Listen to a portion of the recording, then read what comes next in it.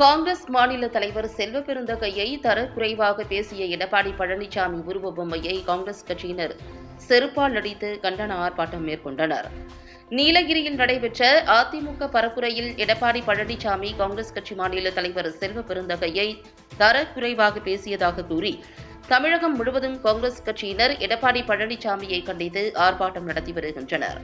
இதன் ஒரு பகுதியாக திருச்சி இளைஞர் காங்கிரஸ் சார்பாக கண்டன ஆர்ப்பாட்டம் திருச்சி அருணாச்சல மன்றம் அருகே அகில இந்திய இளைஞர் காங்கிரஸ் பொதுச் செயலாளர் விச்சு என்கிற லெனின் பிரசாத் தலைமையில் நடைபெற்றது. இந்த ஆர்ப்பாட்டத்தின் போது எடப்பாடி பழனிசாமிக்கு எதிராக காங்கிரஸ் கட்சியினர் கண்டன கோஷங்களை எழுப்பினர். தொடர்ந்து ஊர்வலமாக சென்று மெயின்காட் கேட் தபால் நிலையம் அருகே எடப்பாடி பழனிசாமியின் உருவ பொம்மையை காங்கிரஸ் கட்சியினர் செருப்பால் அடித்தனர். இதனால் அப்பகுதியில் பரபரப்பு ஏற்பட்டது. தொடர்ந்து போலீசார் உருவ பொம்மையை பறித்து சென்றனர்.